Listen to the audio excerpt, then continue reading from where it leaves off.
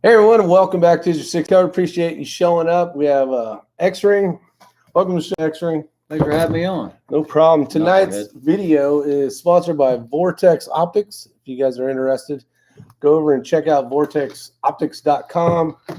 Find yourself something that you can put on a new rifle or an old one. So let's have some fun tonight. We got a few topics up here. We got a couple cool things going on. First, you want to talk a little bit about your thing, or you want to do that later? We'll do that later. I think it'll be pretty cool. All right, so let me start off by saying tonight's going to be a little bit of fun. We're gonna learn a little bit of stuff. We're gonna have some fun, and then we're gonna talk about some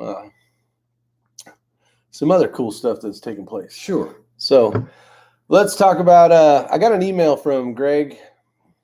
I don't know if he wants me to say his last name, so I won't. But he sent me a link to a Vortex Nation podcast, and I thought this was pretty cool. This may be something you already know, Ray, maybe not, but a 6.5 Creedmoor hack. So kind of they called it the life hack, basically. But you take a 6.5 Creedmoor, and if you have no data for it, or if you want to pretend you're some super ninja on the range, shooting somebody's rifle that you never shot before, basically what you can do is you can take, say, whatever the yardage is. Okay. So let's just say it's 700. 700 yards, you minus 2 from it, and the dope should be really close. And that's about right, because at 700 yards, it's about 5 mils. So you can basically take 6.5 Creedmoor. It'll be off a tenth or so, but if you're shooting a decent-sized target, 300 yards is going to be take 2 off of that. You'll be dialing 1, and this works for mil reticles, not for MOA reticles. So something cool, you can go out to 800 yards, basically looking at 6. Yeah, that's pretty cool. Yeah, so it's kind of neat. Neat trick. But there's a video on it over at Vortex Nation Podcast, which is pretty cool. And I wanted to give a big shout out to Greg Puck. And I said his last name. But you did say it. But I think it's okay. So with that, the reason why I talked about it is he's like, go out to VOD and see how close it is. So I'm going to take the teak out. I got to do some practice with the 6.5 Creedmoor anyways and see how good it does. So. No, that's pretty darn close, because at 300 yards, I know it's about 1 mil. Yeah. And then at 700, I know for a fact it's going to be about 4.9 or 5.0. And, it just depends on the barrel length and whatnot. But still, as a rule of thumb, it gets you close. It'll get you close, yeah. If you have no data, say it's a brand new rifle, it's your buddy's rifle, and you wanted to pretend, you could be like, they do this in the video, like, oh, yeah, let's see, that'd be a 600, with a little wind. What temperature is it? Oh, yeah, it's like 82 degrees. Yeah, it's going to be about 3. If it's for full-size IPSC, that should be hits on target every time. Every time. Yeah, so pretty cool. So a little fun. Let's go out here real quick and say hi to everybody. We got Drew Bradley in first place, finally. It only took him a year to do that. So welcome to the show, Drew Bradley, first place, DW in second, Andy Nelson, Mississippi Buckeye, Jagaki. We got Cardinal Puff out there, Papa's Place, what's up, Les, Chris Estes, Cytex, Wow Guy. Welcome to the show. We got Jerry Parker's out there as well. Snake Man 48, Dick Hedges. There's my Snappers Unknown partner. So remember that for the 6.5 Creedmoor, he's going to be shooting the 6.5 as well. So we're going to be partnering up and both shooting bolt guns. We got Andrew out there. We got Andrew Gunn. It wasn't set up on StreamYard. So yeah, we're not on StreamYard, Andrew. Let's see, Foco 65's out there. +5. There's my buddy. Hey, look. +5, Drew. That I actually mounted it to the wall. So now it's permanently attached. I got my Sam Trunk Monkey Review sent me that Vortex like this one, but a bigger one. So I mounted that up as well. And Dick Hedges gave him this at Nationals. At Nationals, yeah. Elmo. That's right. Elmo. That's right. I got a lot of stuff. Actually, in DW sent me that. Right there. Yeah, right there. That record that's cut out, pretty cool. So I appreciate everybody sending me stuff to hang on the walls. We got John Rollins out there. Willard's out there. Yeah, Willard's never first. Doug B, Commando 97, Tim Rink, Assurance Arms. We got Mr. Scott out there. He's got some make sure you guys get a chance, go over to Scott, which is really Assurance Arms YouTube channel. And if you go into his store and you say that I have seen the video, you will actually get a discount on ammo. And he's trying to break, I think he wants to get to 500. He wants to break 100 right now. Yep. And so you guys can help do that. But yeah, go over to Assurance Arms. He's putting some videos out there. He's got some cool machine guns and things like that. Some He Thompsons does. and AKs. Take a minute, which we're just going to BS for the next few minutes before we get into some good topics. But get over, subscribe to Assurance Arms, help a good buddy of mine out and Ray's out, and let's help him get to his big goal of 500, and then he's going to give away something cool. Yeah. So I don't know what it'll be yet, but it'll be something cool. We got Mr. Famous Joaquin Jack Nava, Stratos 27, the Shaggy Rifleman. Does he keep attaching you to all his posts? Yeah, on Instagram. Yeah. You're killing me, Smalls. Matt Cross is out there. Brian T. We got Josh out there. We got Josh. Accuracy. If you guys haven't watched his channel, a lot of rimfire content. Very good contrasting comparisons, especially with the CZ platforms. Pretty much everything CZ. The 457 MTRs, which those are actually in stock and pretty easy to get right now. Really? That's not bad for $700. Things are getting. I actually bought 2 cases of 5.56 today. That's right. And through Brownells because they actually had it. Need 57 cents a round, I believe it was. Yeah. Something like that. But it's starting to come back down if you guys are trying to get ammo. And Assurance Arms, he's going to sponsor a channel night and give me an extra 1,000 rounds of ammo. He's laughing right now. I can hear him. I can hear him. He's saying, you're out of your mind. Cytex out there. Andy Lowe. Let's see. Who else is out there that I haven't shouted out yet? How does that work with 22 Magnum? Let's see. Nancy Mink. Mano018. Barry Danick. Daniel got as my judge, and Mr. Jerry Parker. What's up, Greg? He must have. Let's see. Joe Moore's out there. You can find brass again. Hopefully powder is the next. Big country. What is going on? All right, you guys. Well, let's have some fun. So the first topic of the night. We got a couple topics, and then we'll go to a kind of an open format. And I'm not going to name any names. And if you guys know who I'm talking about, don't name any names because this is a topic. This is something that is a good conversation piece. I actually had a chance to talk to both sides via some messaging back and forth. And I thought it would be, I'm all, what, this is a good topic. Because people have different ideas. Some people may think one way or the other, which is pretty cool. This is America. We're allowed to do that. So it goes a little bit like this. You got a sponsored shooter. This will be a good topic for us to talk about tonight. They do really good. And they win, item X off of the prize table. Okay. All right. And they decide to sell it. Okay. Now, okay. So inside of Facebook world, there was a gentleman that maybe didn't think that was appropriate. Now there's maybe more involved in it. I don't really know. Don't even really care. I want to kind of see what you guys out there as a whole have to think about this. But before we get going, item X, we'll just call it Sweet Tea. We'll call it Bojangles Sweet Tea. So I picked that up off the prize table. You picked this up off the table, but you are sponsored by Pure Leaf Sweet Tea. Okay. So really, you can't drink this. You can't be seen with it. You can't show it. No, you can. Part of the contract. There's a contract involved. Yeah.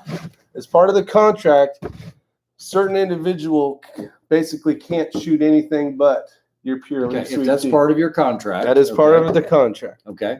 So you decide you want to sell Bojangles Sweet Tea. Okay. But then you had other shooters that were like, I don't know the whole backstory of everything, but it was like, that's BS. You shouldn't do that. But as a winner of something, right? I gave you this, or you picked this up off the price table. This is now yours in my mind. That's right. That's right. You can do whatever the hell you can pour this down the sink. This is a touchy subject, but it is a touchy subject about because I've been in that situation quite a few times. Like if I was to win a Burris scope. Yep. Let's say everything on the prize table I already had, right? And I'm thinking, okay, I flew here or I drove thousands of miles to get there. Okay. I had to get a hotel room. Yep. For, certain unless your days. sponsor's paying for that. Unless your sponsor, I have no idea. I don't know what they pay for other than there's a contract that says you got to use certain tea. What are your thoughts on that? Do you feel like that's your tea? You can do whatever you want with it? maybe you're selling it for a lower price, so it'll give somebody a chance to have a really nice thing of tea. Okay. But you know what I mean? So let's kind of, I want to see what you guys have to say out there. Okay, so this is a touchy subject. It is a touchy subject. Because that's why I thought it'd be a good topic. Yeah, today. and you know me, I'm going to speak my mind. You're asking my opinion on it. I've been there. I've done this. And for those that don't do a lot of competition shooting, there is something at a match called a prize table at most of your major matches. Now, to try to circumvent what we're getting ready to get into, what they started doing on these larger prize table venues were doing a random draw. So first place team could end up leaving with a magic marker. Okay. They could. They could.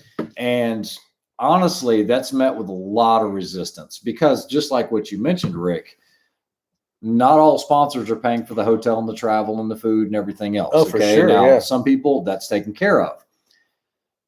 But if you go out and you give your all for 2 or 3 days, most of your major matches are going to be, 2 or 3 day format, usually a Saturday, Sunday, but sometimes Friday, Saturday, Sunday. You're talking plus about the day before you drive out, so you lose that day at work. Plus you're missing, your vacation time that you're taking or whatever, your family time and all that. You'll easily have over $1,000, if not a couple of $1,000, into this 4-day long weekend. So you got to look at that first and foremost. Now, we'll pause right there for a second. Okay. So I went to when I shot the match in Wyoming. Okay. Just in rental car alone, I had $1,200. Yeah. And plus hotel, I think was another, $1,200. Yeah. And then airplane flight, I think that was $500. Yeah. You know what I mean? So things cost money quickly. Yeah, absolutely. Ammo, all that. This is a good thing to talk about. Yeah. So what was the entry fee to go and shoot Competition Dynamics just to enter? It was $600 a team. Yep. $300 So $300. What did you pull from the prize table? $125, maybe probably $150 worth of junk. Okay. So a lot of you guys might say, well, you should be doing this event just to enjoy the competition and the shooting, and it shouldn't be about the prize table. And I get that. I really do. However, it is nice when you're able to at least get your entry fee back in sponsorship, or basically in a prize table. Yeah. Now, you don't do an event based on a prize table, but back in the day when these prize tables were huge, and I'm not fabricating any of this. Not embellishing. You've won some very nice ones. These are $300,000 and $350,000 prize tables. Now, if you take that and you divide that among all the shooters, they make it so that even if you finish dead last, let's say there's 250 shooters and you come in 250th, right? You get a hat. That you at least get something off the prize table, something to remember that event. I've got a lot of hats. Yeah, same here, because usually those are left, and anybody needs a hat, just take one. Yeah. So when I left that event, I did leave with like a spur mount and some other Burris items. So all total, it was probably about $500. Okay. For me, it was a little different because that event was sponsored for me, so I didn't have to pay the entry fee. Yep. Okay. But the spur mount is something that I would use. I compete with spur mounts. I use spur mounts. I use the Burris mounts as well, but it depends on the platform. But that is a value to me. That's a $400 value that I don't have to go and spend, and I'll use it. Correct. Now let's flip that table, and let's say I'm a Burris shooter, and Burris, and this is not uncommon, guys, as you'll see. Here's a perfect example. No, the last at match. the Bushnell match that Bryson and I shot. Yep. Bushnell was the title sponsor, but there were Night Force scopes, there were Trigicon scopes on the prize table. Even though it's an optics sponsored event, these companies still gave back to the shooting community and said, hey, we'll provide this for the prize table. So let's say whoever shoots for Bushnell, what's his name? Fuller with Armageddon gear. He shoots for Bushnell, right? I don't know. Okay, let's say he comes in first place, and you've got a Night Force ATACR scope on the table, which there was one out there. There was 2 of them out there at that event, and that's $3,500. You're basically asking, is it wrong for that Bushnell shooter to take that Night Force off the table, even though he won fair and square? I'm just using using this as an example, guys. Yeah. This is not him. He didn't do it, and he didn't. And who gives a shit if he did? Yeah. So he takes this, and then now he sells it to his buddy that, hey, I'm looking for a Night Force. Hey, I'll give you $2,500 for it. Is that wrong for a shooter to do that? That's what you're asking, basically. That would be the question I'm asking. Yeah.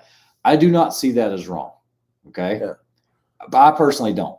We'll keep going. And then now I'll give you I try to use everything that I pull off the prize table. Yeah. However, there have been times, and the way you have to understand this, guys, is based on your finish, you can actually see a monetary value on the prize table. There's a definite monetary value. Now, some of these match directors will actually take really, really valuable certificates, like a free, I'm just going to make this up, a free Cobalt Kinetics rifle, and they'll hide it under a hat or something like that at the low end of the prize table. Oh, really? Yeah, because one of the things I've never seen one of those down at the low end of the price. Oh, it happens all the time. And the reason is guys are looking and they know what to look for. So they allow you to walk through the prize table room, and they have all the ROs in there. And the stipulation is, and this is pretty much every match, and you guys need to remember this, because if you ever shoot a competition and you're able to walk the room before the prize table starts, you're not allowed to touch anything. You cannot manipulate, be moving hats, be moving objects. And part of that is this reason is because there might be a $2,000 rifle down here on the low end underneath the Magpul magazine. Okay. Wow. I know that happens. Yeah, that happens quite a bit at, I'm just going to go ahead and say it, like at Clinton House, a lot of the bigger events that happen there, you would see match directors do that. That's cool. And honestly, I don't see anything wrong with it. I think that's great. It is. Because somebody That's a huge surprise. I grabbed my hat and I'm like, what? Yeah, exactly. And it's not one of these, $200 off of a $4,000 rifle, which you'll see a lot of that, guys. Yeah, and you're like, and you're like, come on, $200. I mean, it's still something, but it's not going to be as good as, let's say, 50% off of Vortex. Yeah. Okay, or something like that. Mm-hmm.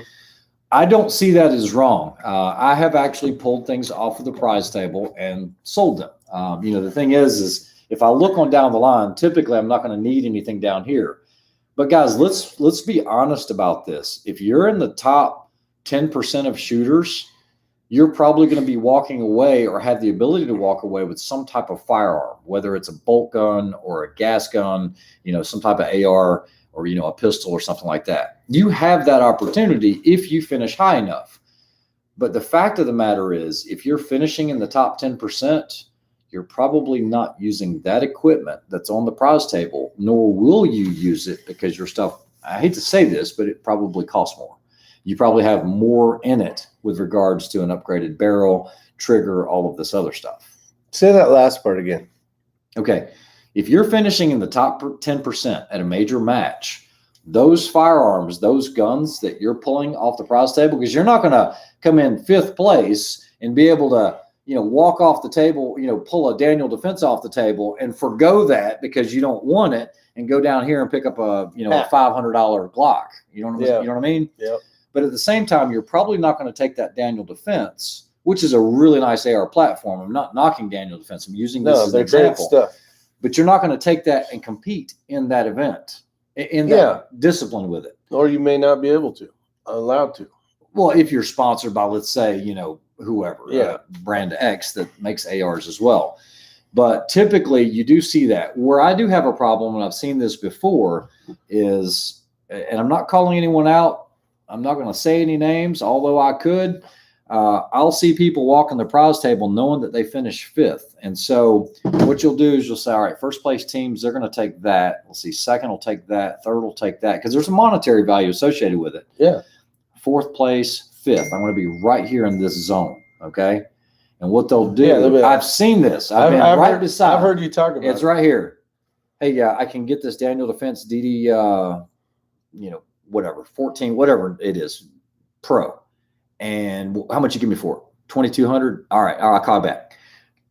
Hey, I can get this this Night Force. How much you give me for it? 25. All right, good deal. And they base what they pick off the prize table based on how fast they can turn it over into money. Yeah, that I do have a little bit of a problem with. I don't take it. When I take something off the prize table, I don't pick it up with the intention of selling it. But it's got to be something I can use, or I might sell down the line. The loophole, the Mark V that I picked up off the prize table, I actually ended up selling that to Bryson because Bryson did not have an optic at the time. Yeah, I remember. He was looking for one. And I sold that to him.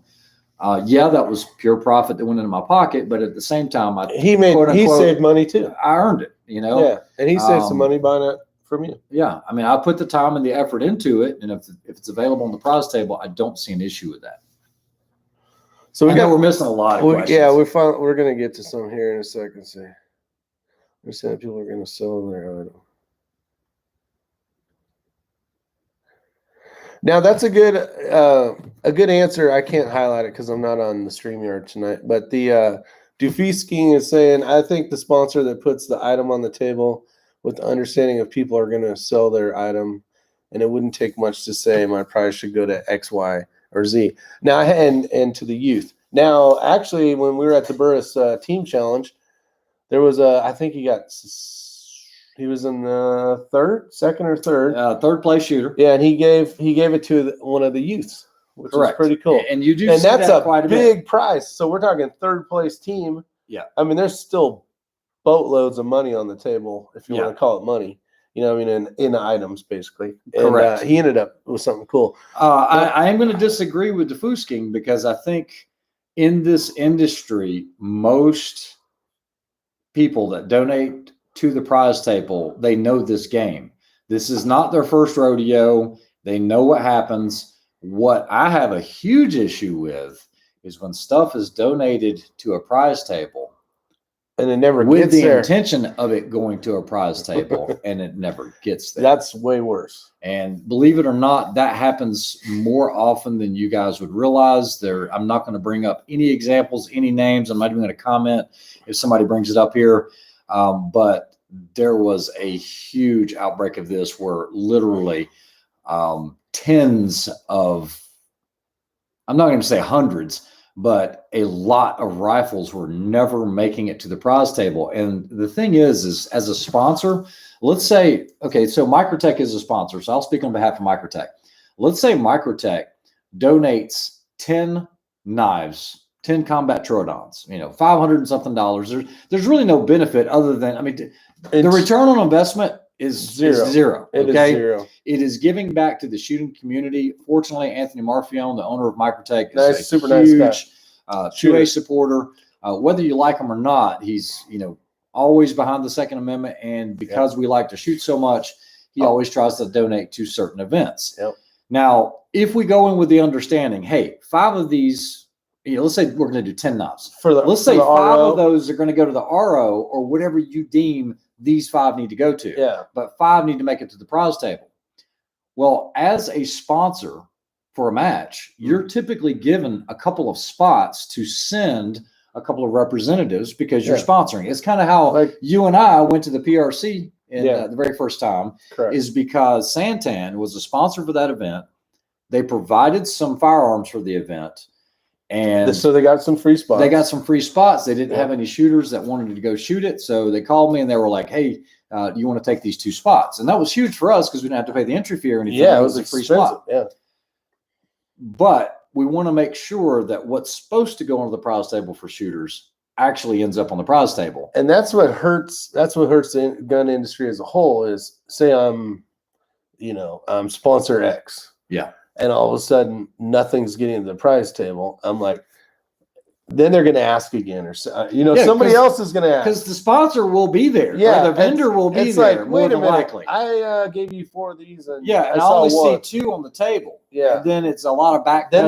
Then they won't. They're like, no, you know what? We're not going to sponsor this. Correct. Where did those 2 other rifles go? Which sucks. My prize table was cleaning up the range. Speaking of Microtech Ray, you need to get more of those OD green LEDTs in the store. Ooh, I just got one of those. Without giving too much info away, hold on. Oh, where are you at? Right here. This was an NRL event. The top division walks first anyway. So top youth, top lady, all walk before second place open. So first open, better take the best. Gotcha. There you go. So good answer. So in my opinion, the same thing is true. A certain individual spends all his time, his blood, sweat, and tears to become very proficient and, well, let's just say the best that day at winning the match. Yeah. He's the guy burning his gas going to the range. He's the guy burning his ammo per se, or whatever the case is. I really feel like, if I pick something up off the prize table, It's yours. this is mine. That's it. I could drill a hole in this piece of wood right now if I wanted to. Yeah, or give it away. Or I Whatever could you give wanna it do with away. It's yours. So This is a great topic It because it can be a hot topic. now, like you had said before, I think it's kind of cool how they do a random draw.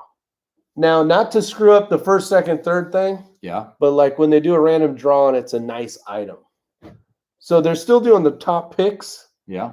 but at some point, one lucky person, whether you sucked, came in last place. Well, they used to do that at the matches too. Yeah. Like the worst shooter. But then the problem is you'd have guys intentionally throwing stages to try to come in dead last. You're like, so oh, they did can I win this miss rival. every Yeah. I've every seen every shot? spin of it. And that is pretty cool, though. It's kind of like if you've ever shot a Glock match, guys, you don't know. And what they'll do is they'll take X amount and they'll have, okay, here's a free gun. Boom, here's a free gun. Boom, here's a free gun. And you really don't know unless you come in first place.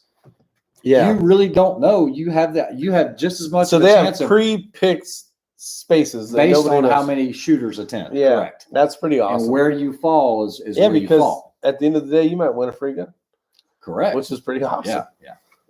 You go there with the intentions of having a good day. And because there's a lot of guys that go to these matches, they know they're not going to get first or fifth, through that area. And they're there to have fun. They're there to learn. And I will say that most people that really could use the gear aren't the guys that. Correct. So in your case, I'm going to call you out on this. Oh, okay? I love it. Call me out. All right. Buddy. Call me out. So we started on this rimfire venture. Good Lord. A year ago, right? Yeah. And it's been almost exactly a year. Yeah, it's been a whole. Okay. So you have two guys that had never had any experience with ELR 22. Okay. And we embraced it. We did. Oh, yeah. We got our I got my family involved with it. I had my wife going to these matches, and my daughter shooting. Now let's just talk about you, for example. All right. So without saying specific numbers, because you guys know what this stuff costs, since starting this venture, ton of money. Yeah, there we go. Ruger RPR with a Vortex tactical. No, it's Diamondback. Diamondback. Okay. Yeah, I wanted to say in production. Okay, and then from there you went Voodoo. No, 90 degree. Yeah. Another Voodoo 90 degree. No. Oh yeah, yeah. Actually, yeah. Yeah, yeah. And then you had two MPA chassis. 3. Okay, 3. Yeah. And then you got rid of the one, and we'll not talk about that. But anyway, got rid of the one, got a 60 degree. You got these scopes and everything else. You're always at the range practicing. Ended up buying like 12,000 rounds of ammunition. Mm-hmm. And so you've put in the time and the effort. $2,000. Nobody gave that to you. You put your own money in. Oh, and yeah. You invested your time and your energy to get good at it. So why is it bad that if you pull something off the prize table, because you've invested this time and energy, Yeah. nobody gave it to you. No, I wish. But I think a lot of people feel like this guy that always finishes first. Okay. So there's one guy in particular, and you guys probably know him. I mean, he finishes first at a lot of these matches. I mean, you just see his name constantly, like, geez, he just won a Voodoo. Oh, geez, he just won this. He's earned that. Nobody gave that to him. It took him a lifetime to get that skill and experience. Oh no, he's earned it. He's earned it. That's why he's at the top of the game. Exactly. And sooner or later, he'll be unseated by some new junior, some new guy. Nobody's ever going to be the best forever. And that's the thing. If you really want to win that object, you're gonna have to put the time and energy and blood, sweat, and tears in it. Joe M., I agree with you. I totally am fine with random draw as long as they define that at registration, which they usually do. They don't typically. I've never seen anybody change up a major prize table. Guys, we're not talking about a local match where you got $20, or $200 worth of prizes. No, we're talking about serious money. money. As long as they say that beforehand. But when some match directors started doing that, this is going to be a random draw match, they noticed participation went down. Now, whether you agree with that or not, that's on you. But, some people are looking to get some type of return on that investment. Yeah. Okay, I can shoot this match and leave it to chance that I'll win something. It's a fun match, though. Or I could shoot this match that same weekend, and they're going to have the traditional prize table with good sponsors. And big shout out to all the sponsors that do it, because there's no real return on anything for them other than a write-off. Yeah. That's it. No, for sure.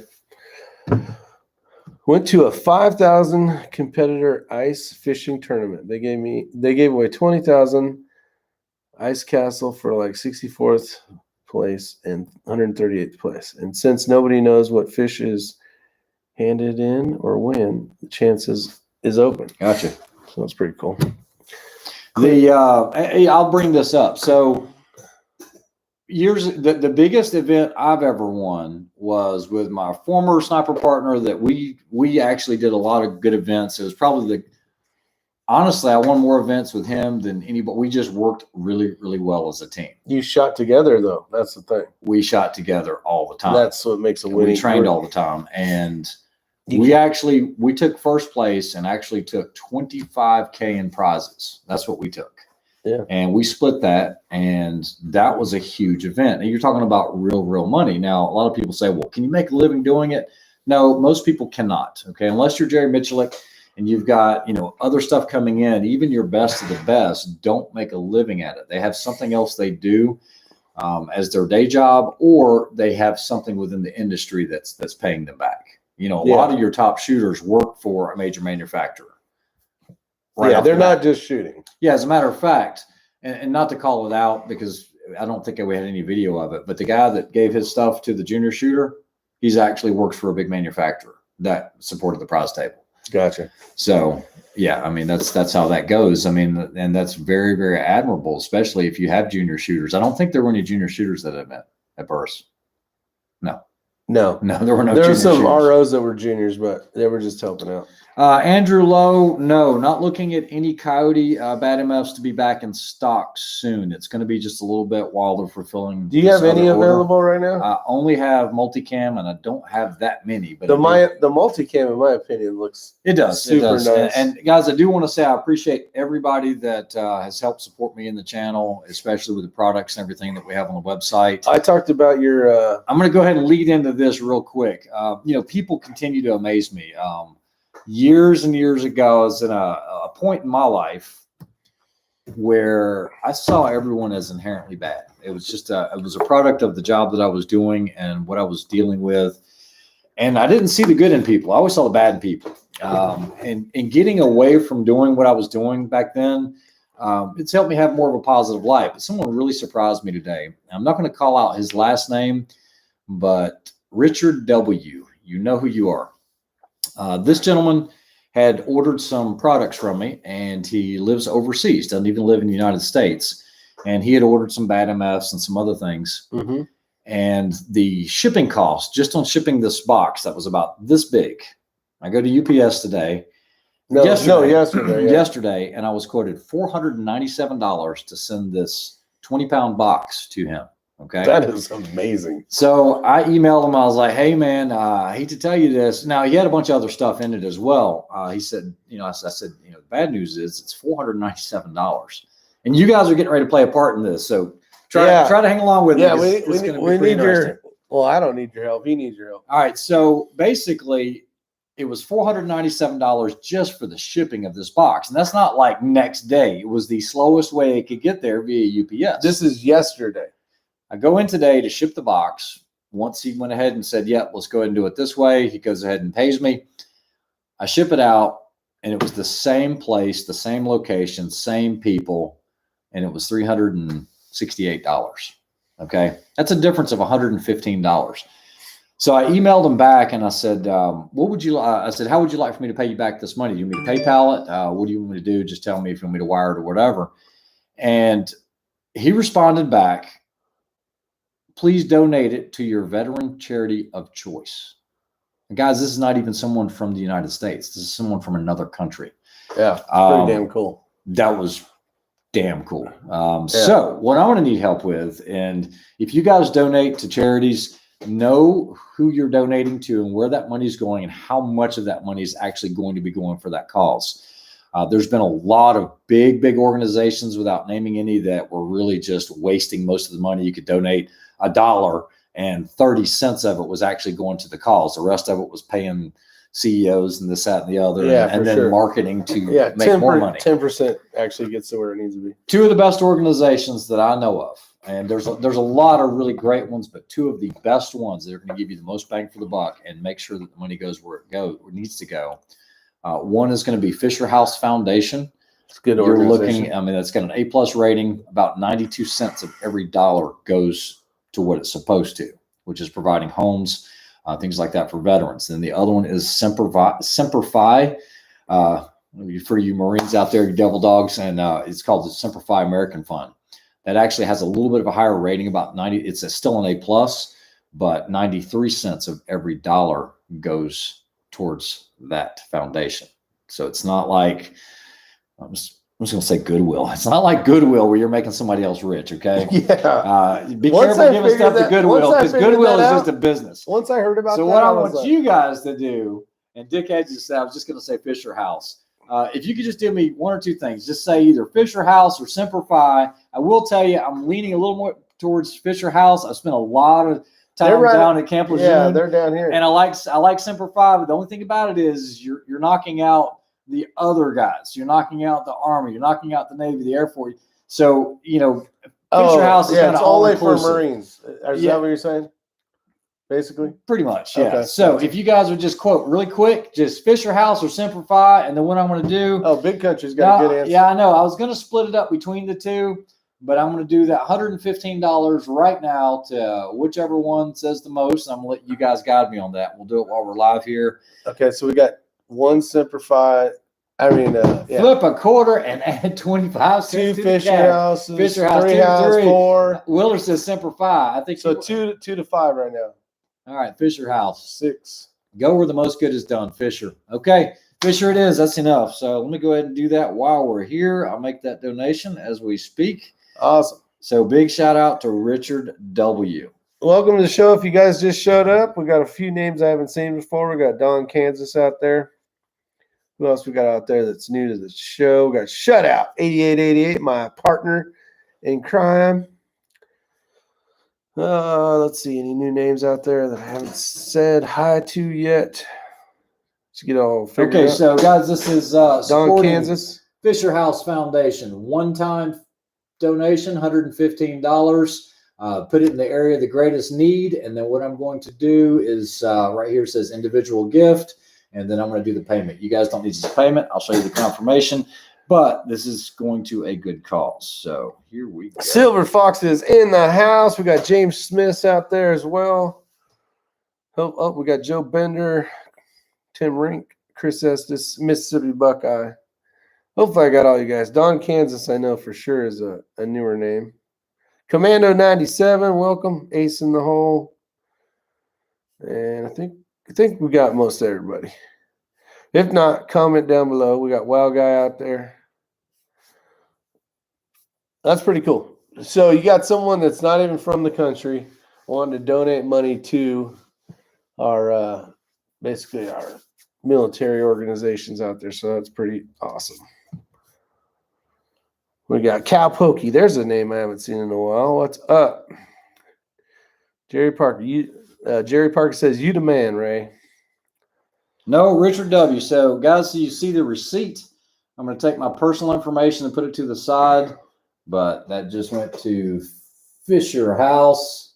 There's the receipt. There's the receipt number. Amount to donation, $115. So, thanks to Richard W. and thanks for all of you guys for helping support the channel and those that have helped defend this country and all the veterans, regardless of what branch you were in or how you served, and all our first responders and law enforcement. So that's out of the way. So it's done. Next time, if we do this, we'll go to Semper Fi. How's that? There we go. There we go. Actually, I broke 9,000 subscribers. Nice. Congratulations. So what are you giving away? I'm going to give away. Oh, look at this grin. See that grin? Look at him, pearly white. A brand new Kestrel. No, this is going off the table. He's deciding. Let's see what he said. United States Air Force, 24 years. Thank you for your service, Cal Pokey.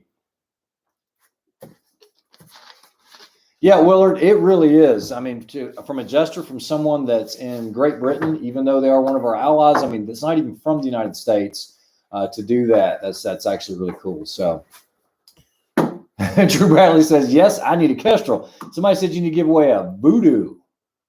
They're not in crack. The shooting community is the most gracious community from my experience. I have to look over here to read this, guys. Sorry. Simplify. All right. I was planning on keeping this. I don't know how I'm going to do this yet, though. Yeah, side text, you're absolutely right. People always remember the bad. They don't remember the good. But yeah, there are plenty of good people out there. So great people out there. So here's going to be my giveaway. If it'll show up. Don't be scared, camera. You got this. Don't be scared. What, do you not focus? You must focus, Daniel-san. You must focus. Ultratech Double Edge. It is a Microtech live knife, stonewash standard. Now, guys, they only did this for the Microtech live event. That's right. These are very collectible. They're probably worth $350 now. Let's see. So this is an amazing knife that's never been used. Super sharp. Well, you got to find one first. Guys, I wouldn't use this knife. This is going to be collectible, guys. Because they only get up in price. They only go up. Come on. Come on. There we go. So this is serial number. So anyways, it's a double edge. It's got a special logo on it. It says Live 2020. And I'm going to give this away because you guys have done a lot of cool things. And now's my time to give back. So this is serial number 467. So that's pretty awesome. Yeah, I can't even find one for sale right now, but I know that if some of the collectors will pay big money for this, so over 300. So what I'm going to do, and I think the best way to do this is going to be, I'll actually put it right here. Drew Bradley says, not use it. I would use the daylight out of it. You know, the thing is it is a great knife. It's a great user knife, but because it is one of the live knives, which all right, there were only so many of. So what I'm going to do is use it. I just put the email out there. I'm going to wait till tomorrow's next live chat. So basically tomorrow. Now, if I do it that late, I won't be able to get the numbers in time. I want to do it 5 o'clock Eastern time. I'm going to shut off the emails. So you need to email, just say, I'm in. You have to be a subscriber, obviously. You can only email once. You can only email once. And I'm going to take those. It's probably going to be a pain in my ass. I'm going to put them back to the blue tickets.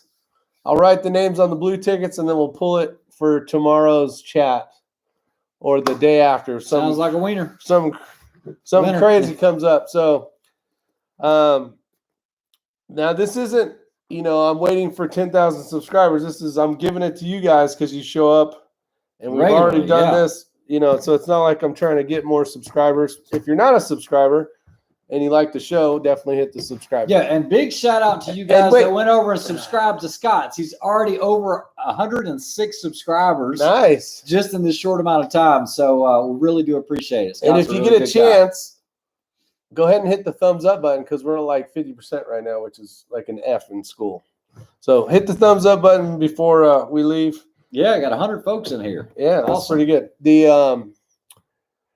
So this will be an amazing win for somebody. Serial number 457, and this is a limited edition. For what? For 467. What? 457? Yeah. 467.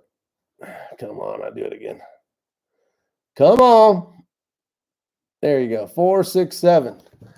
So it'll be pretty awesome for whoever wins that. So, well, if everybody on the chat does it, you're looking at 100 people. So your odds are actually pretty good. 1 out of 100. That's true. Rick, are you hiding one of those LUDTs? No, guys, LUDTs are hard to come by right now because of the way the production schedule is. That's why I don't have any on my website. I've got some stitches and some other things and some SOCOMs, but I don't have any LUDTs. So I hope to get those back in stock very, very soon. Another thing, big shout out to you guys that ordered the T-shirts. Holy crap. I didn't, first time I ever done T-shirts. and I wish I would have doubled that order up. So for everyone that ordered it, your orders went out except for the ones that came in today. The orders that came in today, I'll get those sent out tomorrow. But that's the back of it. It's rather large. I'll redo another T-shirt after this batch. There ain't nothing wrong with it. It's not cotton. It's the Sport Tech material. It's actually really wicking. nice. It's really nice. Feels like silk, and it's done by Nine Line Apparel. Got the 9 line. So I don't know super good. I don't know what you can tell on the chat yet. I gave people a heads up yesterday. The reason why you got some emails in on the Borka tool set stuff. Is there anything you can tell us? Okay, guys. So I was kind of doing some videos and stuff for Boris with the Borka toolkits. If you've watched my channel, you've seen me using the Borka as well as Rick, KB32. Everybody I've given one of these to, they don't leave home without it. It's probably one of the best kits. And before you guys start saying fix it sticks and everything else, for an all-inclusive kit, now there's a bunch of different levels of these. This is the way to go, at least for me anyway. Now, that being said, the only person that carries these is the actual inventor, and the tool is actually made in the USA, and that is Boris, who invented the torque drive system, which basically it's a beam style wrench. It's basically goes from 10 to 70 inch-pounds, but there's a whole lot more in this kit. So he doesn't sell through anyone else. Boris was nice enough to work an arrangement out with me where I will also be a dealer for Borka. So there's only 2 guys, basically. Yeah, it'll be myself and Boris. Give me my kit back. I will have these. Don't be stealing. I will have these on the website, but I'm going to do a special configuration of it where I'm going to add a couple things that we don't leave without. Things that you will use more often than not. I know you're like, well, this is hemostat. I get that for $3. It'll all be in the kit. Just the way that I configure mine. You like that? That's pretty slick, ain't it? Yeah. Oh, yeah. Anyway, so that's exciting news for us. Belts are still in progress, and everything's still So in to progress. continue on, I already got some knucklehead that I know well. He's saying, I'm in, Rick. Daniel got as my judge. I don't care if you guys put your in on this comment section a bazillion times. Unless it's an email, that's the only way I'm doing it. You need to email me at Isyour6covered@gmail.com and just put I'm in.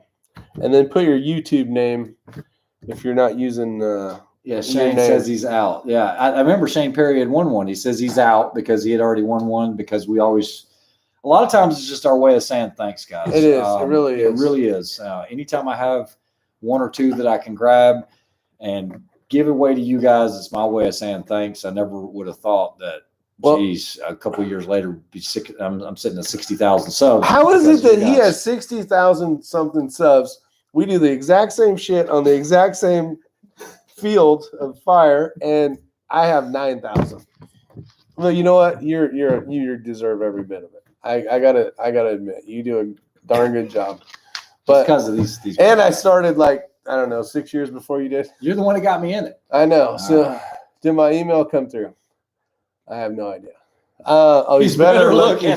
There you go. I appreciate that, Andrew. Yeah, there you go. He's pretty. X-Ring is a legend. Yep, ESS. My Borka kit is so old, it still has the hex holes. Okay, yeah, that's the old school. So Charles Beck, I was using the Borka tool when it was invented, okay? And so it was one of the reasons why Boris had reached out to me initially to do his videos for him, because I still have my original toolkit. I carried it for work in the field. That thing went on every mission with me, and we always used it on the team. It was like, hey, you got that little kit with you? And so we're always checking our screws and everything else to make sure that our scope rings your are tight. screws are loose, all right. Screws are loose. And I still had that. And then he came out with the second version, which what I hated was great comments. You just had the hex holes. You couldn't get that exact. And so if you've got ADD like me, where you're like, man, I don't want it, or OCD. I want this at exactly 12 inch-pounds. Yeah. Not 10, 13. Not 15. When he came out with the beam scale, that changed everything. And then this latest rendering was good. And then the PTLs make it that much faster because the precision torque limiters. Thanks, ES. Stan Alta's out there. We got Wingnut. I got mad skill with a chainsaw. I'm ready for the Biden door knocker. So a PTL, you need 4 inch-pounds. For like your Knife Knife Force Force. caps, I need an 8-pounder. it's going to be in my kit. If you need the 8 for your Vortex, it's going to be in my kit. It slices. It dices. Does it come with the Microtech in it? Oh, and this is something else too. I'm not in. Someone else enjoy. Appreciate it, dickhead. You know what that is? This is You weren't supposed to show that. This is the emergency cleaning rod that comes in it. I actually carried Oh. this by itself I hit in the pause button for a second. Go ahead. I actually carried this in the Burris She-ball, we'll get to your the Burris match. This is not, it's an emergency cleaning rod, but the reason I carried it in my little water pack was in case I had a stuck case. Yeah, Kenny knows all about that. What? Not that stuck case, but the barrel. Mud. Oh, mud, yeah. Yeah. That way, if I had one, I had a way to clear that, because if you're on a field course and you've got to go through 4 courses of fire or 4 fields of fire and cover, distance, if I get a stuck case in my chamber, how am I going to get it out? You're already carrying as light as you can. I carried you don't that have the any first other day. tools. So this right here would give me a way to section a rod and hopefully pop it out from the muzzle end of the chamber. So it is useful. These are actually made by ProShot, and ProShot is a USA company. They are made in the USA. But yeah, that's just one of those. Chris handy S. tools. just got one last week. Nice. Do yourself a favor and order one of those kits. Great product, Stratus 27 says. Yeah, they are amazing. I tell you what, I don't even touch my rifle unless I have that kit now. Yeah, and like I said, I'm not trying to sell this stuff. I'm just trying to tell you what will last you. Like Beck was saying, And it's we got those kits. Good gosh, those things are so old now. Yeah, those are old. Came in a little roll bag. Yeah, which is actually this bag's better, but the Carry a roll lot bag more was pretty stuff. cool. Yeah. And if you guys are doing mountain bikes, that kind of stuff, anything that does inch-pound stuff. That's the website. Dawn, Kansas. Cow Pokies out there. Still waiting on the Voodoo 360 and MPABA chassis delivery was scheduled 28th of June. They are behind schedule 2 to 3 weeks. Oh, that sucks. Hopefully you get it soon. I got a few emails from a few of you guys out there, and I guess someone's getting his pretty soon. Should be next week, so they should be coming around. Question: for the Atlas bipod spike feet, would you recommend the Hawk Hills custom or just the Atlas? I've only used the Atlas spike feet. Have you used the Hawk Hills ones? I have not, just the Atlas. Yeah, the Atlas work really good. They work great. I haven't used the other ones. Sounds like he hasn't as well, so we can't give you an answer on that. Yeah, Abigail says because you don't shoot as many machine guns. It's funny. I really don't get much traction on machine gun videos. I actually kind of knock those out. Still have access to all the machine guns, have my own and everything, but it's just like it's not. I noticed Guns and Gear, Mr. Guns and Gear. He does a lot of machine gun content, but it really, because it's not something most people can just go out and buy for whatever reason. That's I feel that's wrong too. And they're probably like, I can't believe he's wasting a lot of ammo right now. Yeah, I mean it's just I don't know. What's up, Baldy Builder? It's a gamer or something. That's you it. Can't just blow into the end of the barrel and get those stack cases out. The Bushnell scopes announced. I haven't seen the new Bushnell scopes, but I have seen there was I think it was a pre-video ad or something on a YouTube video, and they have a new rangefinder binos that are coming out. Who? Bushnell. Okay. Had not heard that. Hey Ray, did you check Beaver Whisperer? I T-shirt forgot to check postage? on that, but I will ship it to Canada. That's not a problem. I just you just have to pay for that shipping. That's all. So let me just check on that. I completely slipped my mind. Thank you. Motor Boater says, when are we going to get an IY6C Pickle Rick t-shirt? I didn't know we were going to work on one of those. What's a Pickle Rick? Not if you want your chainsaw to Mike start. STI 21 STI. Didn't he win a knife? He won a knife as well, I believe. I don't know. God, there's been so many given out now. I don't even know. Dirt in it or something. That wasn't dirt. That was metal. You're losing my stuff. Oh, there it is right there. Yeah, that's what I needed. Yeah, dirt doesn't go ding, ding, ding, buddy. Oh, Chris Estes picks up his 360 tomorrow. Oh, okay. That might have been who sent me an email. Now, I will tell you one thing. So Mr. C. Beck out there, I think he was out there, right? When his came back from getting Lapua? the freaking safety, or the safety had bent all the It way bent over, down? and he went to straighten it. It Freaking broke popped off. Yeah. Talk about Yeah, it. speaking of which, I do have Trigger Tech triggers in stock now. I haven't put them up on the site, but I do get a bunch of the Trigger Tech Diamond 2-stage triggers. So I'll put those on the site as well. I'm trying to grow that site and just let it kind of do its thing. But I'm wanting to carry premium products on it as well. As far as the price of the kit, they're not inexpensive. Dang. Yes. What is the email address? Isyour6covered@gmail.com. All right, let's see. Maybe somebody can post it. We have the finale coming up. The VOD That's what finale. I've been the series doing finale. a lot of data. And I am going to shoot a Bergara B14 or steel barrel. He's happy because he's like, why would you do that? Chris actually asked me. He said, no, that he thing said, shoots like he said, that. why in the heck would you do that? You have a Voodoo. I'm going to do it because why not? And I really don't care about the series at this point. I'm just going to go and have a good time. But I'm very impressed with it. I will tell you one of the issues I ran into on multiple chassis, and this is specific to the XLRs that I'm running, guys. So I know there was somebody on here the other day that said they've got a B14 and they just ordered an XLR, the Element 4.0. There is a solution to it. So what's happening on it is, and the bullets are going this way, guys. When you put it in the chassis, there's enough play this way to nose the bullet into the face of the chamber rather than go into the chamber itself. So what I did was you can actually take material, like you could use hook Velcro or loop Velcro rather, or something, tape even. Did you say something? And build this up. You still want it to drop free. But for me, it's one of those, if I have a 12 round or something, as long as it feeds reliably, it should be good enough. I shouldn't have to do a mag change. But as long as you can have it where it's canted in the back right here, what it does, it just holds it in the position it's supposed to stay in instead of like going on a barricade or something and it noses down. So that's the solution for it that I found. And that's with a lot of chassis. Yeah, it's not not just the Bergara and the XLR. No, you actually experienced it on the Voodoo with the Matrix. Yeah.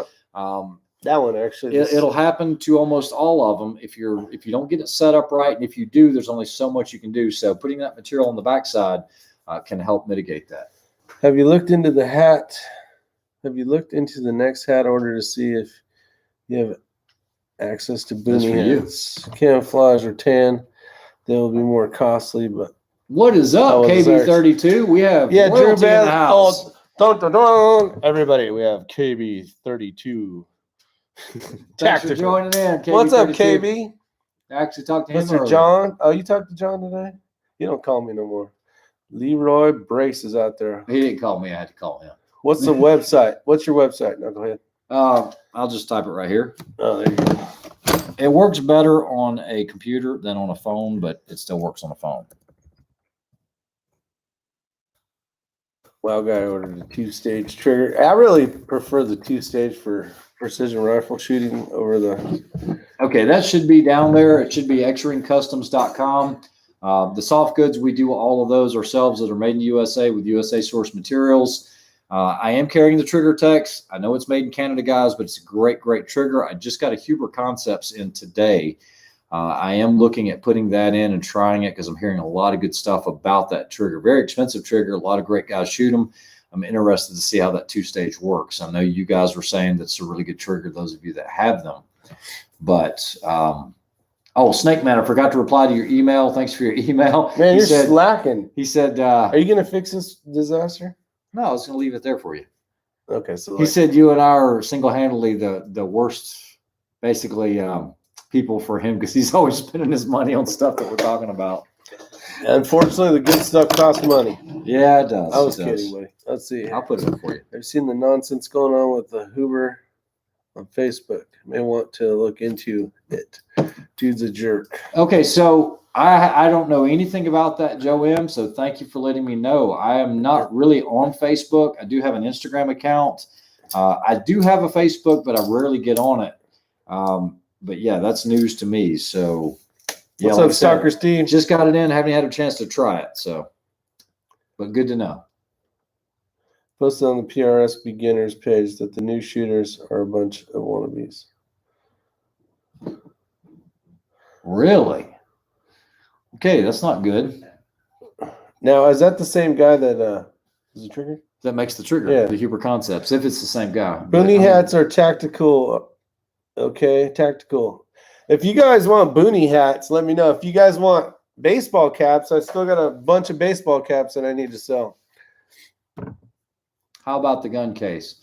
John Rollins, that's still on hold. I actually talked to them 2 days ago, and we looked at how we could save money on that thing. And the only way we can save money on the manufacturing of that is to go if you don't make it, not USA sourced materials. It would still be made in the USA here locally in Western North Carolina, but it wouldn't be mil-spec material.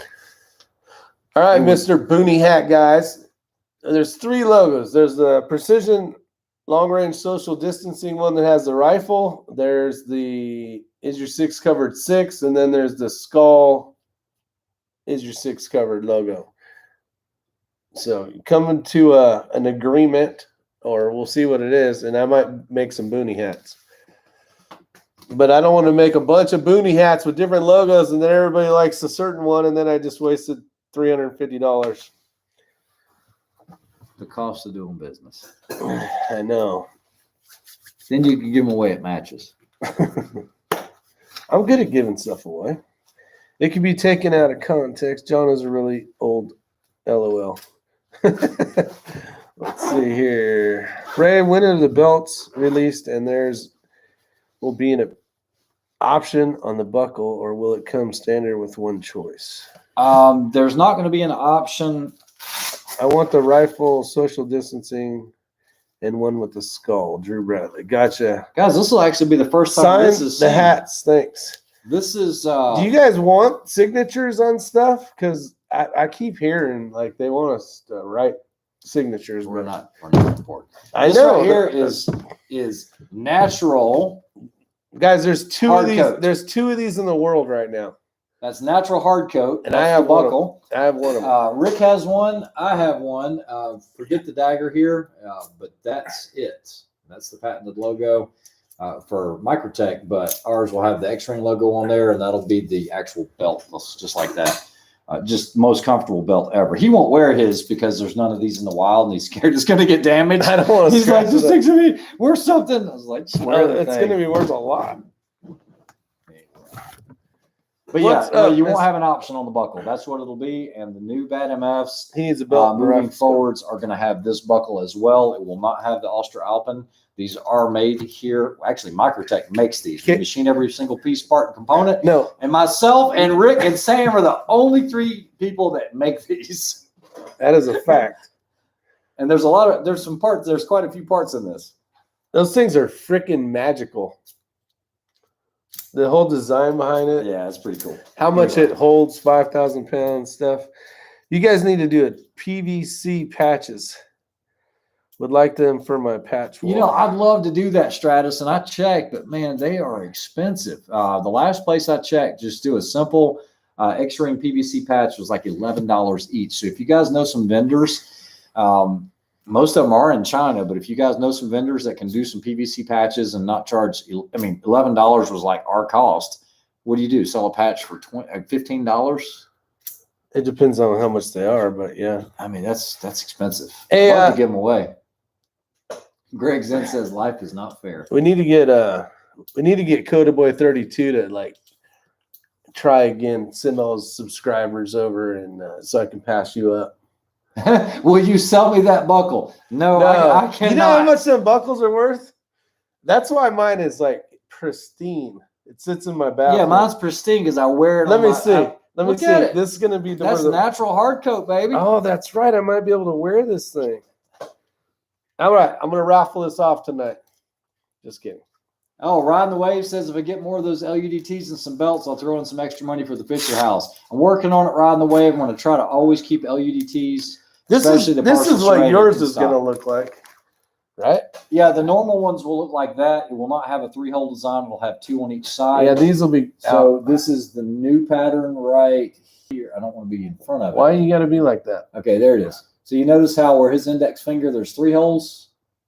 Mine has 2. Structurally, this one's a lot stronger. Structurally, Structurally. Structurally. You know what? Don't even go there. I got this old ass belt. You guys ain't getting a new belt till I get one. This was one of the proto. He doesn't even have types. the stretchy. I don't on have it. the stretchy on it. Man, I'm just a second-class citizen around here.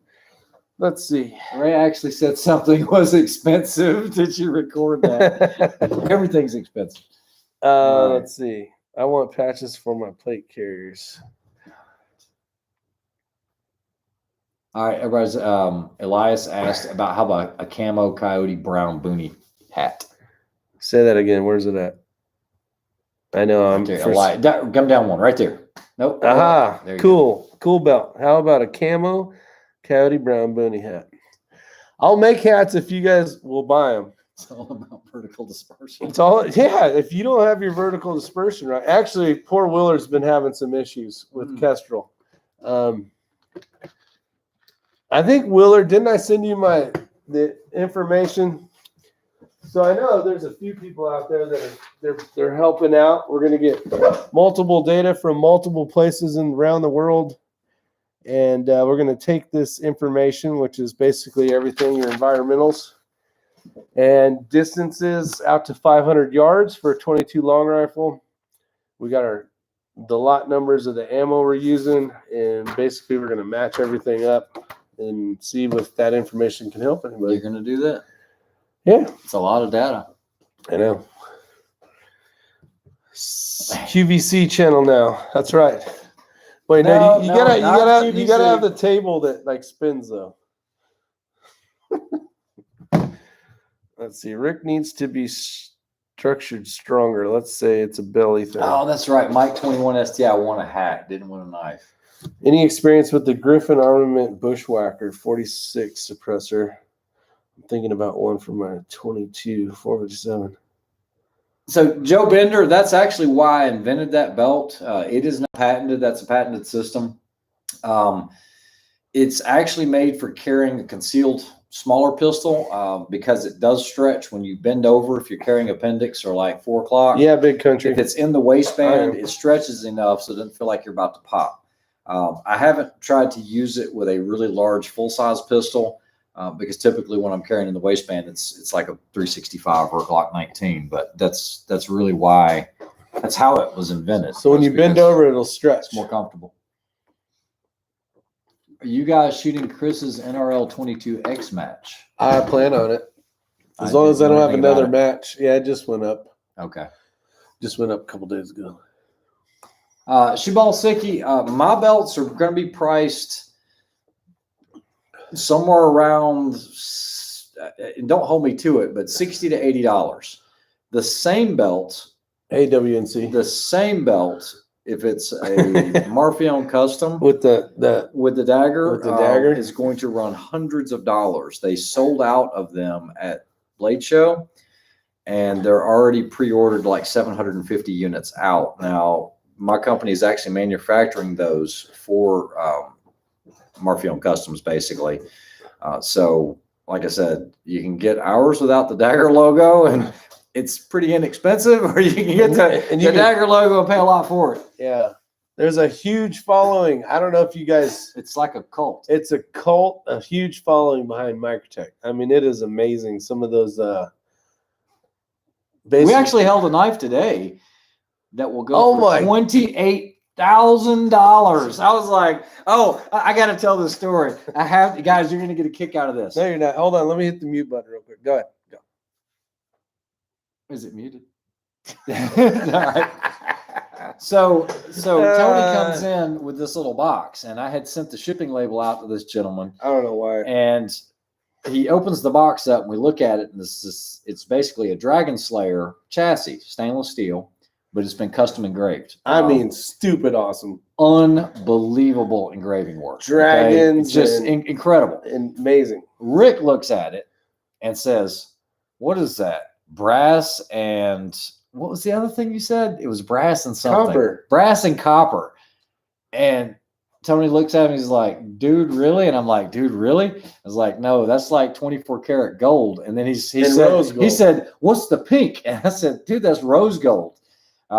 It was an incredible knife. Probably the only one I'll ever hold like that. Yeah. And I was just like, okay, I don't.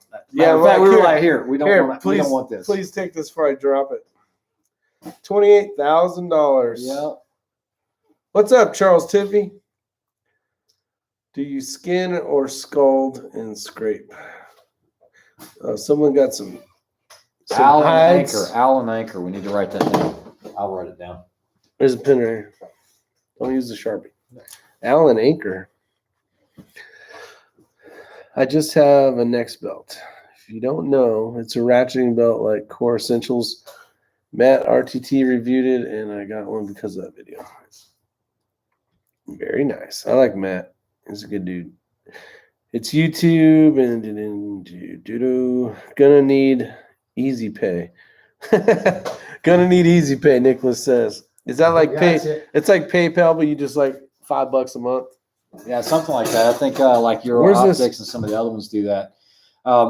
Here's some other news for those of you guys that might have been put on the wait list or pre-ordered one of the Accuracy International ATXs.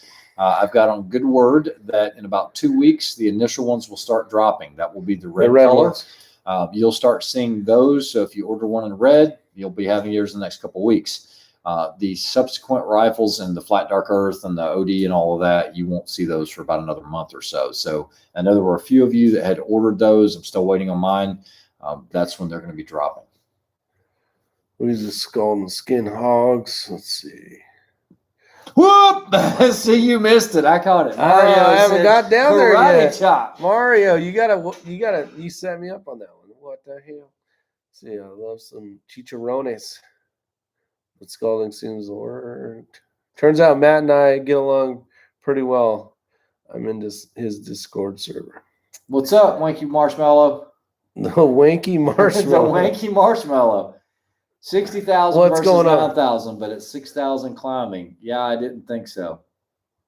Yeah, but is 60,000 climbing? I don't know. I know it is. My 9,000 is not climbing. It's slow. It is climbing, but Wingnut, we've all taken a big hit. Even KB32, we were talking about it, what we've seen. And a lot of this was because of COVID. A lot of people are watching. Yeah, tons of people were on YouTube. They were sitting at home, not doing much. It is gaining. Rick actually tracks this stuff more. Greg, it's in VOD. But, 10, 20 subscribers a day, something like that. And if I don't get any other subscribers, so be it. I still try to share the information. Yeah, for sure. And I haven't been doing any videos, so life has kind of gotten in the way. Maybe you guys can, make a bunch of fake. No, yeah, YouTube it's been is throttling people. Yes, that's it. Ask me how I know. Yeah, Andrew. Yeah, for sure. It's an unfortunate freaking thing. How long have we been yapping for? Oh, we're getting close. Willard says, have you heard anything about the XLR NV Pro? I ordered mine forever ago. 4 to 6 months, depending on when you ordered it. I don't know what your timeline was on that, Willard. Did you say months? Months. Not weeks? No. That's ridiculous. Yeah, it was like 4 to 5 months. Andrew got a strike. Oh, wow. How does Andrew get a strike? Oh, I don't know if we want to know. Let's see. How do you know? He said, ask me how I know. He just asked him. When is your belts going to be ready? James, they're already working on them. They're pumping them out. Remember, X amount has to go to another company first. So I don't know. I mean, I'm just guessing right now. It's going to be a few more weeks. You have to fulfill an order. Yeah. First. He said something about an election. Okay. What's up, Armament and Axis? Josh said, no strikes for me yet. Thank goodness. They do like to demonetize my videos during peak views. Yeah, they absolutely do that, Josh. And congratulations on your channel. I think he's up to like almost 2,000 subs now, right? And he's relatively new channel. He's doing good, yeah. Yeah, so good content. Yes, I keep my hats off the website. It's basically through email and PayPal. You keep talking, and then they can email me if they want one or have one or whatever. If I say the name of a certain drug and the name Floyd, I'd be completely banned from YouTube. Rick, do you have a website for your hats? I just answered that one. Okay. What's up, Kenny? Floppy Dad hats. If you guys don't know Eagle Eye Shooting, Desert Precision Gun Works, I'm just going to go ahead and give a plug for him because his channel is up and growing. I think he's 6 logo. 19,000 subscribers. A lot of great long range content. Great guy to shoot with. Green. Let's see here. Black. It says we're lagging. Yeah, we've always been lagging. Now, Jerry Parker's got the lighting symbol. It's on you. And the last one is the blue. That's something on it right there. These are the waterproof or water resistant and sun SPF protected ones. That last one I showed. Video froze here. Got it. I hit reload. The hats are $21. There's quite a few different options. Couple different logos right now. I think the other one's sold out of the skull ones, and it's $5 for shipping if you're in the United States. So basically $26 for a hat sent to you. I watched a video on an $80 million Florida house for sale yesterday. I got to check for that. Damn, that's quite a house. So we're back, right? Is the video still up and running? The blue is a nice color. Yeah, Joaquin, the blue is a nice color. I actually need to order more of those. Every time I order a hat, it seems like the size that I want, because I only order a few of each size. The Flex Fit ones come in a small, medium, and a large, extra large. I do have a couple, I think they're the floppy dad hats that have the basically that thing in the back, basically a snapback. And I think I'm going to start buying more of the snapbacks. That way I won't have to have so many damn hats to get everybody to get what they want, because when I do it that way, I have to order a certain amount in that size and a certain amount in the other size. But let me know. Can you shoot me a link? I can't. I'm on YouTube. I'm not on StreamYard, unfortunately. Oh, I forgot to mention something, guys. This Saturday night, Surviving Man is releasing episode 2. I don't know if you followed episode 1. Episode 1 was kind of hard to follow, and I mentioned large, medium, or large, extra large. I mean, but yeah, it is this Saturday. The blue one. So if you go to survivingman.com and you put your email in there, what they'll do is they'll send you a link to be able to watch it on Saturday evening. So if you have a chance, check it out. I don't know what it's going to be about. We haven't been privy to seeing any of these episodes. I'm trying to find it, guys. Sorry. Give me just a moment. You can mention something else. Talk about something else. Let's see. So that was the size of the hat. It was a large, extra large. What dome without the button? Low dome without the button works for earmuffs. Oh, those ones are my. Actually, I have one up there. I can make more of these for you guys if you want. These are a little more pricey because they're the actual multicam, but these are set up as a shooting hat, no button on top. Actually, I sold quite a few of these back in the day. It's got the Isyour6covered with the skull logo on it, but this is the multicam version that comes in a Flex Fit. So there is those available. Those are the large, extra large, though. If you guys are interested and want me to order these up again, these are probably another $2 a hat, though, because of the multicam. You know how they have like the price of multicam has its own little value. It's saying the 17th of July, starting at 8:00 p.m. And in other news, the producers actually reached out to me, and they want to do another TV series called On Target. I've been selected to be on that. What they're going to do is it's going to showcase competition shooting. And so each episode will be someone else. I'm not going to be in all the episodes. They actually need to pick a major event. So you might have, let's say, Chris doing a PRS event, and they will film everything going on with PRS. And then like a 3-gun event, we'll do a 3-gun event. So what they'll do is they'll pick one of the cast members and follow along with them during that event. I think if they do that right, that's going to get a lot of traction. The Surviving Man, maybe not, because it wasn't elimination. I think the other thing that you guys are going to be doing is better. I think, I would agree. I would think it would be Surviving Man. While it was fun, and I would never, turn that down. It was a lot of fun to do that. They're just, I'm trying to figure out the storyline on that, how they're going to swing that. But the one with the competition On Target, I think that would be pretty good. They are now on like Amazon, they're on Fire, they're on Roku, and then they have their own app called American Stories TV. So yeah, pretty exciting stuff. That is. That's pretty cool. Yeah, you guys, those hats, I don't know how long ago now. I sold a ton of those hats. They were very popular. I can order them back up again if you guys are interested. Sounds like you are. Maybe I'll do some. Do you guys want to see the skull or do you want to see the rifle logo? Just quick thing out there. It does help not having a button when you're using. Yeah, for sure. I mean, I shoot all the time in Ear Pro, and pretty much every one of my hats does have a button on it, minus that camo style hat. Actually,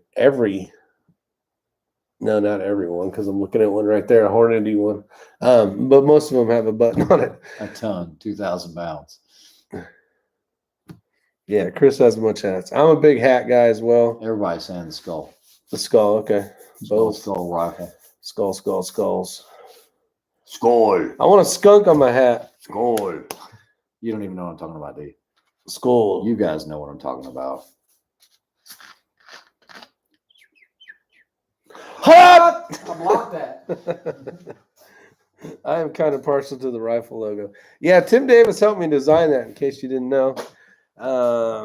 Yeah, if you guys are really interested in it, let me know. It's probably going to be a couple bucks extra, so it'd be $23 plus $5 ship. So, which is still actually pretty cheap. I buy quite a few Vortex hats and other hats in stores, and a lot of times you're like, who the hell's going to spend $35 on a hat?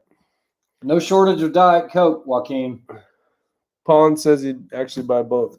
Okay, I'll put an order in, you guys. Hopefully you remember this when you when they show up. Is that rifle your MPA or no? Or is that just a generic rifle they use for the logo? No, that's actually was set up. It was someone was asking. Oh, gotcha. Let me show you what it looks like. Maybe you guys can figure out what it is. Actually, I don't even know what it is. I was thinking this was this is kind of set up. See that right there? Doesn't that look like an XLR? Yeah. It looks very similar. If you really look at what's crazy about this, and I don't know if you guys can see the detail in this, but you'll actually see the bolt and everything in there. So you'll see the Picatinny rail on top. You'll see the buffer tube in the back with the XLR chassis. You'll see an Atlas bipod. You'll actually see the spur rings with the perch. Yeah, the spur rings with the perch. So there's quite a bit of detail involved in this. These hats, you guys have done really good about supporting the channel, buying these hats, and super appreciate it. And it hates me back. Let's see. I hate anything. Dang, everybody's having a hard time getting these diet drinks. What the heck? Diet drinks suck. Hey, big shout out to A Gun Guy. He's down there in the comments right now. He actually shot a USPSA carbine match over at Quantico last week and had a great time with it. So, you know, he's our age, and he hung in there with those guys, did very, very well. And he says he feels like he did well for a desk. What was it? A desk pilot. A desk pilot. He was shooting the Battle Arms Development rifle and said he had a great time with it. And I was shooting against guys with the USMC rifle team. Oh, Abigail says someone asked me about it at work. I recognized a couple of pieces, but couldn't figure out. Actually, Tim Davis, do you still have that logo on your computer? Because I want to do some changes. I want to do some fun stuff to it. Now that COVID's over. Well, I guess it's not over, but everybody's over COVID. It was a hoot, he said. Yeah, if you guys, and one of the things, if you're new to the channel, we really try to push you guys to get out and sign up for a match. Whatever, type of sport you're really into as far as shooting, not just NRL or PRS style stuff, 3-gun, but if you go to Practice Score, and you can find your local area. If you go to practicescore.com, you will see many matches taking place within, depending on, how in the sticks you are, a couple hours away. And the community as a whole, you guys can see it here on this, all you great people out there watching, is the community is awesome. It's amazing. It is. You go to a match. Let's say you go to a PRS match, and you brought a rifle, you brought ammo, but maybe you didn't bring a bag, maybe you didn't bring a tripod or a bipod or something. The community, people in your group they're gonna let you borrow stuff. I will guarantee it. Somebody will be willing to let you borrow stuff. Andrew says he'll never own a PCC. You know what, Andrew? It's probably the most fun you'll ever Don't have. say with a never. carbine. Willard, if you want to do a 3-gun, there's a 3-gun event. Oh yeah, Willard. Yeah. Okay. VOD So I'm coming up. planning on making it. It's at the end of the month. I'm making it too. June. It's right. It's the weekend before. No, not June. What are you talking about? All right, it's July 31st. It's July 31st at VOD. It is on practice score right now. Let me go ahead and pull this up because I want to share this with everybody, because if you're going to do a 3-gun and it's your first one, this is going to be the one to do because it is a local match. Well, to some. Give me just a minute. People will drive 14 hours away to shoot this match. Okay, hold on. PCCs are amazing fun, Andrew. And they're really good for basically practicing 3-gun when it comes to like AR style shooting. If your rifle's set up right. Hold on. Oh yeah. Nobody most places. Good gracious, that's nasty, dude. People Did you really just do that? You can't. What are you even talking about? Soon I got the jab and just kept quiet because I'm not going to deal with the Karens in Walmart. Hey, fight fire with fire. Fight fire with fire. Who remembers that song? For anybody that's stupid enough to get the jab. Rifle Rimfire Challenge is our game. Looking forward to the PRS 22 NRL 22. Yeah, and the NRL X stuff's really fun. We got whoa. Okay, it's called Old Fort 3-Gun. It is on practice score. It is July 31st, 2021. So Willard, if you're wanting to do a 3-gun, or anybody else, if you squad on my squad, which I've got to get squatted up tonight, I'm going to go ahead and sign up. I'll help you any way that I can. Loan you gear. You just have to provide your own ammunition. Great. If you want to do that, it's 9mm, 12 gauge, birdshot, and then you got to bring 223. But I'll bring the gear and support equipment for you. And if you want to shoot it, yeah, we got the chest harness it's a good stuff. time to do it. And I got some gear as well. And there'll be a lot of new 3-gunners out there, and what they'll try to do is kind of like the Pro-Am. What they'll do is they'll pair you up with some guys that are very experienced at it and get you squared away and talk about game plan and everything else. So, well done, Abigail and Mario. Let's see. Yeah, actually, I need to sign up for that match too, and then we need to sign up if we're not doing anything else at NRL. I got to know the dates on that. This is already getting to be a crazy fall. Hey, thanks, Drew Bradley. I will definitely check it out. What the heck's it? John Croderman says, "Will you hold up the X-Ring shirt? I'd like to see it." Nope. Sorry, buddy. You can't. Yours is attached to the generator.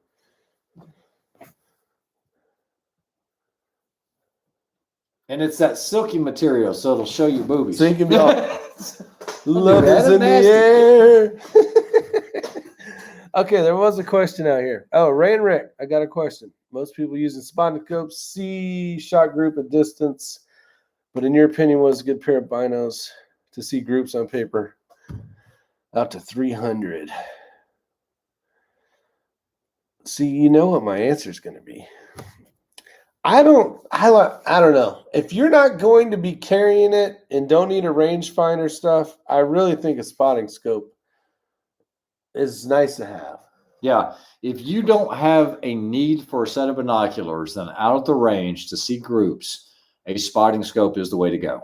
Yeah. You'll also be able to give corrections and whatnot. I'm actually going through this right now because we're looking at a set of the Steiner militaries, which, if you guys know, those things are crazy, crazy expensive. Those things are MSRP at around 10 grand. You can get them for about 6-ish or so, but it's a laser range finding binocular. It's got NSN numbers and all that, but it actually has a reticle built into it so that you can laser range find and give calls. Which ones you talking about? Steiners? Yeah, the Steiners. Those are big money. That's the only thing out there that can do it all like that. So otherwise, just get you a decent spotting scope. I think that's going to be a lot more advantageous than binoculars, because a lot of times with binoculars, whether you're using 8 power, 8 by 30 or 10 by 50, you're going to have a hard time seeing those groups. It's tough. Yeah. I mean, I was just at the range yesterday. Well, we both are, I guess.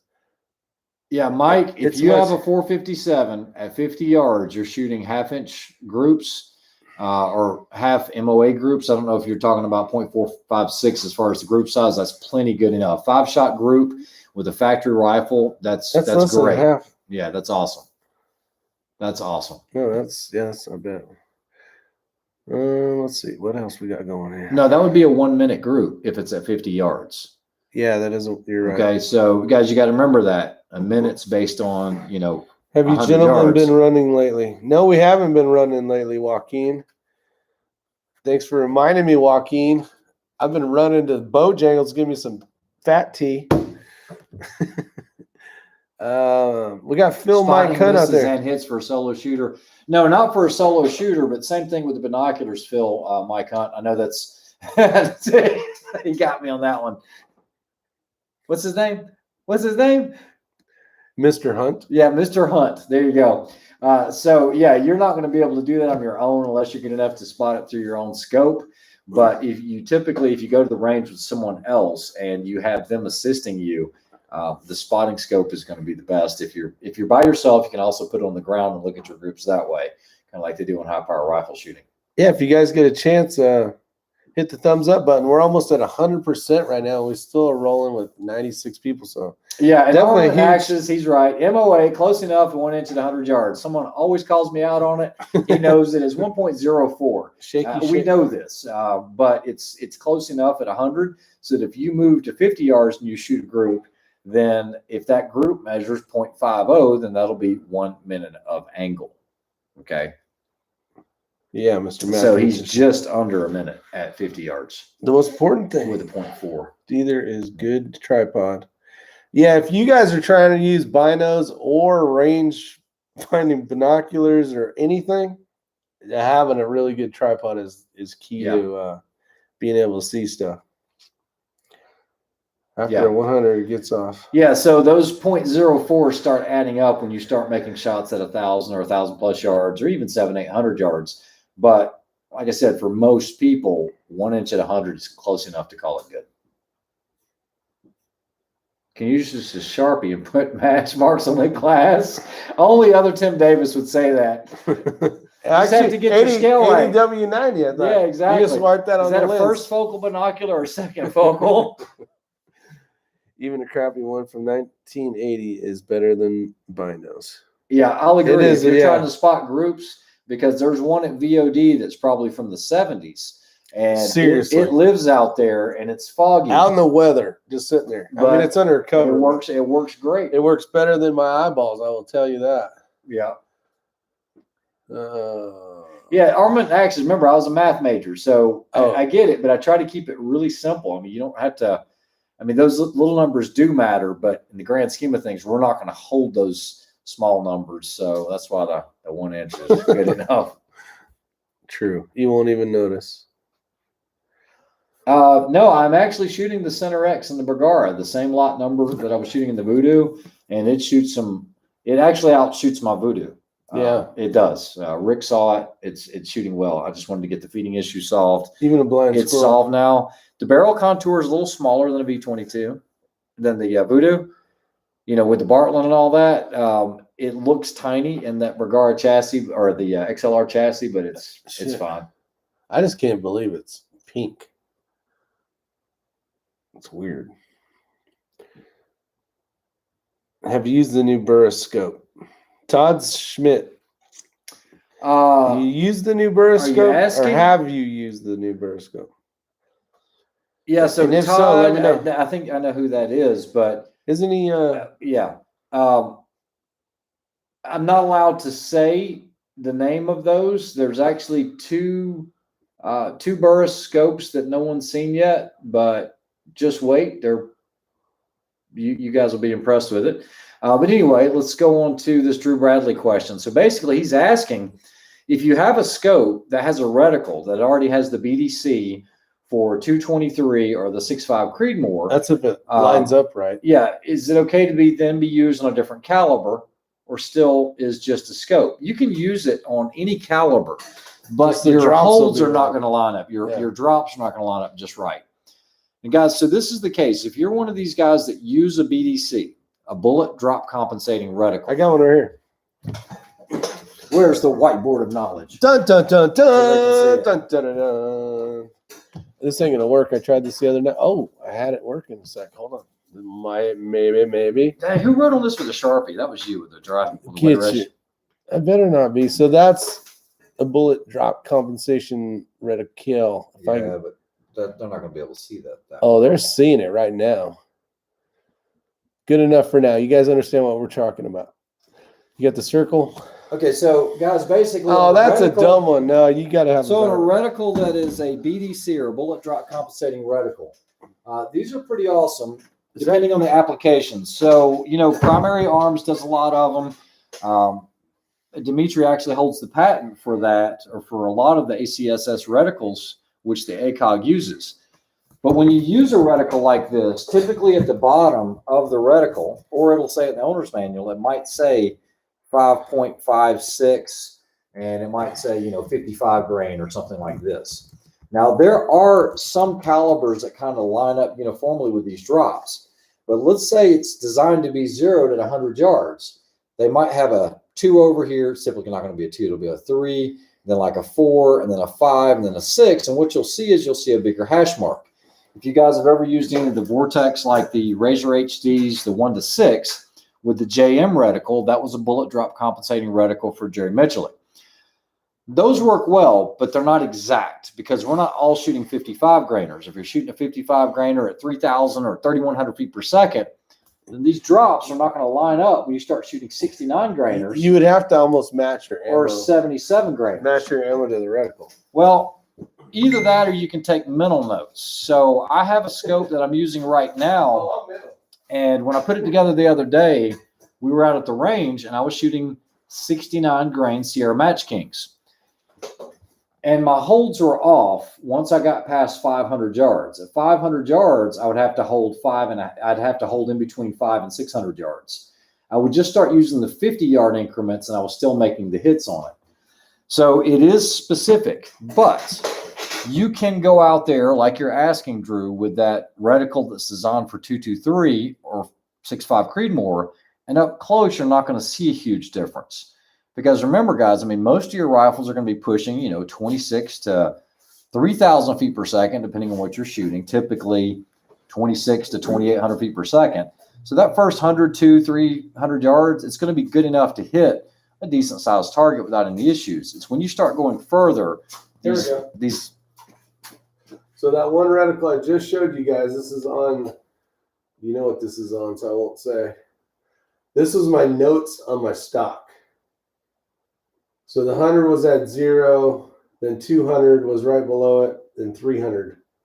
So if that gives you an idea of the reticle, you can see the target on the right where I would be aiming. So just some type of note. And that's the painter's tape of knowledge. That's the painter's tape of knowledge, baby. All right. Of course, now it's got a different optic on it. But that's the way to, especially if you're using a bunch of different rifles, just to kind of remind you if you keep missing and you're like, what the hell? Why am I not hitting? And you're like, oh, that's why. Yeah, Dimitri is really low key, LA BKK, super, super nice guy. Yeah, spent the day out in the desert with him, just shooting all day long. And yeah, he actually holds a ton of patents and reticles. You can then use the spacings in conjunction with your solver. Yep. Let's see, with a Steiner M1580 RC work, it's a 15 by 80 binocular with a mil reticle. Yep. Yeah, that would actually work. If you don't want a rangefinder. Yeah, if you don't want a rangefinder. And I've got a set of the 20 power binoculars if I could ever get them back from the guy that's got them. But I don't have them, those things work well as spotting scopes. Scoot your ass over. I'm trying to read. 8 out of 5 people have trouble with math. I like that. 9 out of 10. That says 8 out of 5. You don't get it. I do get it. I do get it. I do get it. There's more. Shut up. I got you. I got you. Right, we got to talk about this 22 Grendel, 20-inch AR-15 I built. Some exact holes, same exact holes, 6 arc out to 1,250 yards. Yeah, I'll call you in just a bit, Kenny. As soon as we get done. Andrew Gunn, Strike Eagle, SFP, hash marks work perfect with the 55 grain pill at 3,000. Yep. Me and math is like ATF and dogs. We don't mix. Hollywood is dead. Exactly. I watch YouTube. All right, we'll see you, Ace in the hole. Yeah, I was only going to be here 30 minutes. You see what happens. Would love to have seen that video of Ray shooting with Dimitri. It's out there, isn't it? I think it's out there. I cut a lot of the footage, but yeah, Dimitri and I, we actually set targets out. I was actually out there with Bald and Curious. Val was out there. It's the first time he'd ever shot any targets beyond 1,000 yards, and he was shooting the Accuracy International. We also had WTF SoCal. We were there. We had a great time. We actually ate sushi afterwards, and Dimitri is a super, super nice guy. Very, very knowledgeable, wealth of information. It really is. But yeah, we shared a lot of conversation with each other, and I hope he's doing well. Hey, we got 100 people and 100 thumbs up now. Pretty good, guys. I run a primary arms, ACCS 1x6 on my spikes. Nice. That's Willard, right? Yeah, I've reviewed a couple of their scopes. Joe, your score was great for your first shoot, 6.5 Creedmoor. What's up, Fred? I did get your email, and as soon as I get those, I should start having kits arriving tomorrow. Just give me some time to get all the stuff put up on the website. Oh, for the Barca? Yeah, we'll see you, Joaquin. Good night. Have a good one, Joaquin. All right, so yeah, we're out. It's almost that time. It's been a great chat. It was a really good chat. We talked about some really good topics, I think, and made people think. Don't forget to email him for your chance to win the Microtech Live Knife. That's right. You have until 5 o'clock tomorrow. 5 o'clock tomorrow p.m. Eastern time. Email him. I'm in. That's right. So with that said, you guys have a wonderful night. Hopefully you hit the thumbs up button on the way out, and I will talk to you guys both soon. WNC Prepper. I shoot a lot of reloads for long range, and then factory ammo. We'll do that for 3-gun quite a bit, or vice versa. We do both. We do a lot of reloading, but we don't put that content on YouTube. Yeah, much. YouTube does. They frown upon many things, like things that go boom and. See you guys. Have a good one. Hashtag Ray is still. Night, everybody.